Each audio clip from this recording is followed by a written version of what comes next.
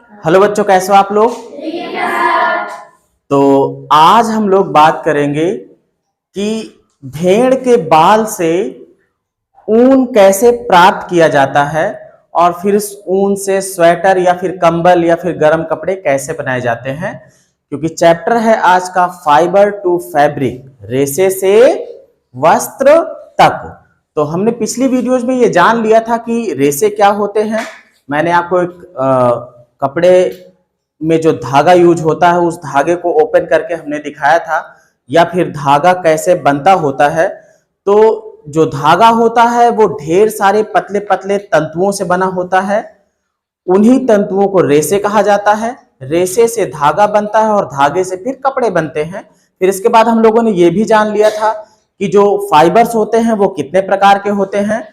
तो बेसिकली दो प्रकार के जो है फाइबर्स होते हैं, एक होता है नेचुरल फाइबर और दूसरा होता है सिंथेटिक फाइबर। तो प्राकृतिक रेशे और कृत्रिम रेशे दोनों को हमने जान लिया था। आज जो ये टॉपिक है कि भेड़ के बाल, ये किस तरीके के रेशे में आएगा, प्राकृतिक रेशे में ये आएगा, है ना। मतलब ऐसे रेशे जो पेड़ पौधों जीवों से मिलते हैं वो क्या होते हैं, नेचुरल होते हैं। और जिनको इंसान खुद बनाता है, जैसे टेरिलीन हो गया, पॉलिस्टर हो गया, नायलॉन हो गया, ये सिंथेटिक फाइबर होते हैं या फिर कृत्रिम रेशे होते हैं। तो आइए चलते हैं अपने टॉपिक पे कि कौन कौन से स्टेप्स होते हैं जिन स्टेप से भेड़ का बाल जो है वो ऊन में बदलता है। सबसे पहला जो है वो स्टेप है स्टेप 1, सीप सीयरिंग। सीयरिंग का मतलब हो गया कर्तन या फिर काटना। क्या काटना, इसका मतलब ये ना समझना कि भेड़ काटना। जो भेड़ के उगे हुए उसके शरीर पर जो लंबे लंबे बाल होते हैं उनको क्या किया जाता है, मशीन की सहायता से काटकर भेड़ से अलग कर लिया जाता है। अब जो भेड़ के बाल होंगे वो, क्योंकि भेड़ बाहर घूमती रहती है, इधर उधर चलती रहती है, तो वो गंदे भी रहेंगे, बाल गंदे रहेंगे कि नहीं रहेंगे। और हमारा जो शरीर होता है, इस शरीर में अलग अलग स्थान पर जो बाल होते हैं उनकी अलग अलग मोटाई और सॉफ्टनेस अलग अलग होती है। अब जैसे सिर के बाल, दाढ़ी के बाल, रोए, इन सबकी अलग अलग मतलब सॉफ्टनेस होती है ना। तो उसी तरीके से भेड़ के बाल जो उसके अंग पर हैं वो सारे बाल निकाल लिए जाते हैं, और क्योंकि वो गंदे भी होते हैं तो उनको साफ भी करना है। तो इसके लिए दूसरा स्टेप अपनाया जाता है, और दूसरा स्टेप क्या होता है, स्कूरिंग। स्कूरिंग या फिर धावन। क्या करते हैं, उसको कम से कम जो है 15 से 20 मिनट तक गर्म पानी में उसको डाला जाता है। और पानी में जो है उसको जब डाला जाता है तो उसके अंदर की जो भी गंदगी होती है, जो भी ग्रीसिंग होती है, या फिर जो उसमें चिपचिपापन होता है, वो क्या हो जाता है, दूर हो जाता है।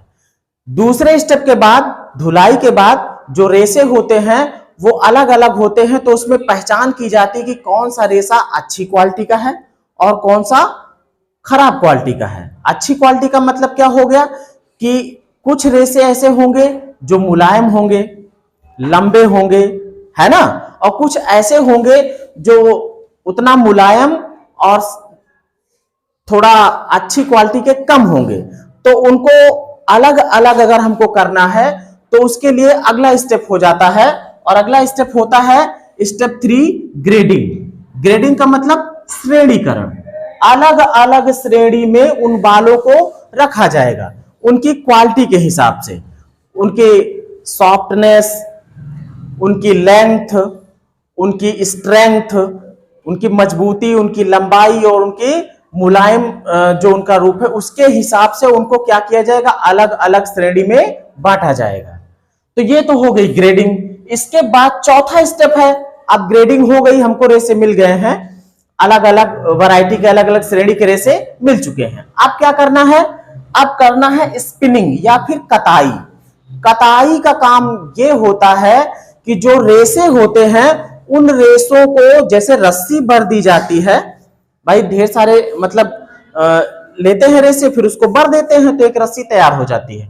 उसी तरीके से क्या करते हैं, अब जो हमको रेशे मिले हुए हैं भेड़ के बाल से, उनकी कताई होती है, मशीनों से अब कताइयां होती है। पहले छोटे छोटे जो है तकली रहती थी, उसमें जो है उसको नचा दिया जाता था और जो रेशा होता था उसको उसी में लगाते चले जाते, तो रेशा जो है आपस में लिपटता चला जाता था, तो फिर उससे बन जाता था धागे की संरचना। तो कहने का मतलब ये हो गया कि रेशे जो है उनकी कताई होगी और कताई से वो क्या बन जाएंगे, वो ऊन का रूप ले लेंगे। किसका ले लेंगे रूप?